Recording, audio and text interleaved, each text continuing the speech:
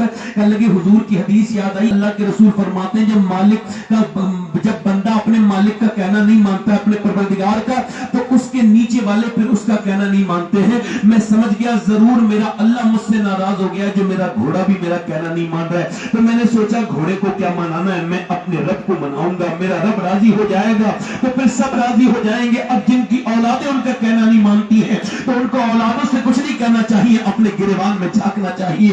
ये कितनी नाफरमानियां अल्लाह की हुई है जब तुमने अल्लाह का कहना नहीं माना।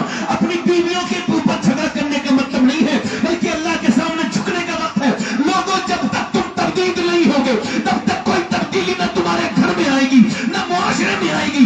आप सिर्फ अपने आप को बदलो, तुम बदल के तो देखो अपने आप को, उसके बाद जमाना कैसे बदलता है ये अपनी आंखों से देखोगे। अगर किसी को ना बदल पाए तो कम से कम अपने आप को तो बदल लोगे। और इस बात को याद रखो, ये तब्दीली अपने आप से शुरू करो। और याद रखो, माँ का असर बच्चों पर होता है और बाप का असर बच्चों पर होता है। अब मुझे बताओ आप, अभी कुछ दिनों पहले रिसर्च हुआ कि ये जो बच्चे पागल होते हैं, ये जो माँ के पेट से बच्चे पागल हुए, ये कौन बच्चे हैं? ये माशरे के कौन बच्चे हैं जो पैदा होते ही ये मेंटली डिस्टर्ब होते हैं, जिनका तवाज़ुन खराब होता है, ज़हनी तवाज़ुन खराब होता है। इन पर रिसर्च हुआ और 25 साल रिसर्च हुआ हार्वर्ड यूनिवर्सिटी ने कि ये बच्चे पागल कौन पैदा होते हैं माँ के पेट से। तो पता लगा, उन्होंने 25 साल के बाद का ये माँ के पेट में थे बच्चे, जब होते हैं तो इनके बाप ने इन्हें मारा, यानी बाप ने माँ को मारा, बच्चा पेट के अंदर था तो बच्चे के दिमाग पे असर हो गया।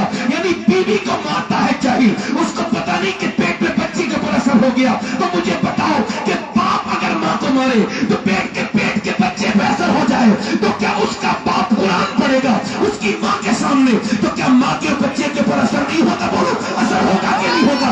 जब मियाँ ये कहता है मेडिकल साइंस कि अब जब डॉक्टर के पास जाती है औरत तो वो कहता है तुम अगर ये चाहती हो बच्चा ताकतवर बने तो ताकत की चीजें खाओ, यानी तुम बादाम खाओ, तुम ज्यादा सेब खाओ, इन दोनों में आयरन है। तुम जो है वो संतरा खाओ, इसमें विटामिन सी है। तुम जो है अमरूद खाओ, इसमें विटामिन डी है। तुम अनार खाओ। मुझे बताओ कि जब अल्लाह का बनाया हुआ सेब, संतरा, अनार, अमरूद, अगर बादाम माँ खाए तो बच्चे पे असर हो जाए, तो क्या अल्लाह का कुरान माँ पढ़ेगी तो बच्चे पे असर नहीं होगा?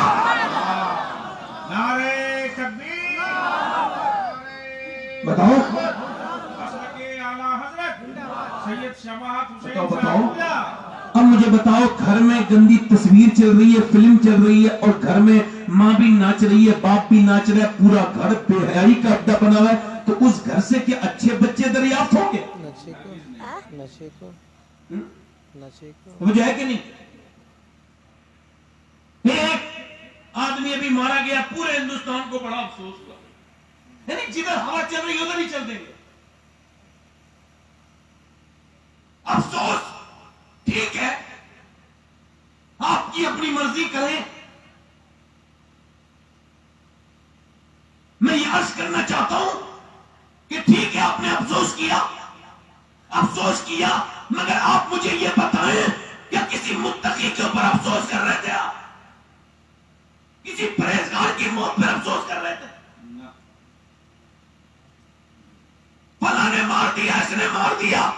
अरे सुनो, याद रखो इस बात को, जब तक तुम मौत से डरते रहोगे दुनिया तुम्हें मारती रहेगी, और जिस दिन तुम मौत से डरना बंद करोगे अल्लाह से डरोगे। इस तरफ भी साहब अफसोस, उस तरफ भी अफसोस, बड़ा लोग मैसेज कर रहे हैं साहब बड़ा अफसोस हुआ। ठीक है, अल्लाह इंसाफ करने वाला मेहरबान। मैं कोई ज्यादा इस पे जबान नहीं खोलना चाहता, मगर इतना जरूर कहना चाहता हूं, अल्लाह के यहां इंसाफ है और फाइल हकीकी अल्लाह है। अल्लाह जो करता है बेहतर करता है, मगर आपने इन सब चीजों से क्या समझा? आप मजलूम हैं तो ये बताएं, आप मजलूम ऐसे ही थोड़ी हैं। अरे एक जिगर वाले बेटे के लिए जिगर वाले बाप का होना जरूरी है। इकबाल कहता है, लोग मुझसे आके कहते हैं कि हुसैन ने करबला में हक अदा कर दिया, तो मैं उससे कहता हूं यार पूरी बात क्यों नहीं करते, अधूरी बात करते हो। हुसैन ने करबला में बाद में हक अदा किया है, पहले मदीने में फातिमा ने मां होने का हक अदा किया है और अली ने बाप होने का हक अदा किया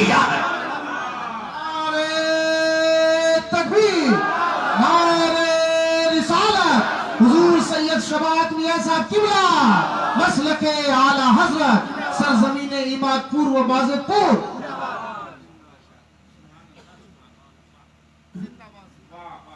اب مجھے بتاؤ کہ جب ماں اپنے گھر میں بڑی بڑی، یہ تو ہم خود تباہی کے راستے نکال رہے ہیں. چھوٹی چھوٹی بچیاں سوشل میڈیا پہ مسلمان ڈانس لڑکیاں ڈال رہی ہیں، چھوٹی چھوٹی بچیاں. اس کا باپ ہی بغیرت اپلوڈ کر رہا ہے اپنے واٹس ایپ پر، وہ اس کا اسٹیٹس دیکھو میری 7 سال کی بچی ناچنے لگی ہے.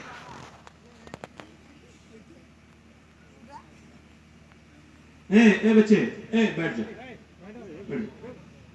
اب میری طرف دیکھو، 7 سال کی بچی میری ناچنے لگی ہے.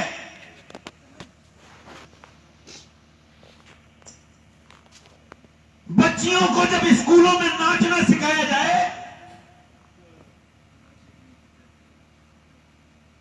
اور ان اسکولوں کا شوق پڑ گیا مسلمانوں کو.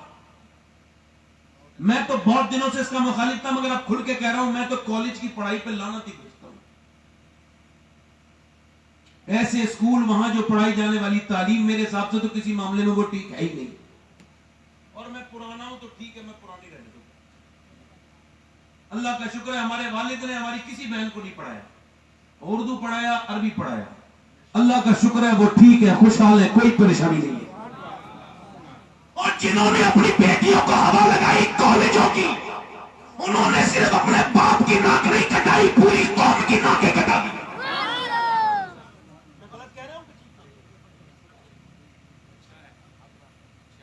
لعنت ہے ان کالجوں کی پڑھائیوں پر جہاں مسلمان بچیاں غیر مسلموں کے اسکوٹروں پہ بیٹھ کے گھومیں، اور مسلمانوں کو کوئی انہیں فکر نہیں. بے شرم ہو گئے، بے غیرت ہو گئے. ابے کیا بنائے گا؟ خدا کی قسم اقبال کہتا ہے دنیا کی کسی بھی گھر میں کتنی بھی آپ ڈیکوریشن کرا لو، جب تک اس گھر میں خدیجہ اور سیدہ فاطمہ اور سیدہ عائشہ کا ذکر نہیں ہوگا وہ گھر برباد تھا، برباد ہے.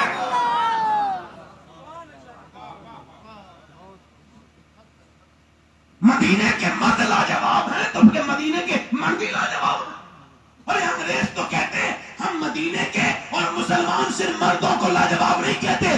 جنہوں نے کچھ ہی سالوں کے 10 سال کے اندر آدھی دنیا پہ حکومت کر دی تھی، کہتے ہیں اس زمانے کے وہ مرد بھی لاجواب تھے. اور انگریز لکھتے ہیں وہ مسلمان عورتیں بھی لاجواب تھی جنہوں نے بزدل پیدا نہیں کیے تھے، شیر دل پیدا کیے تھے.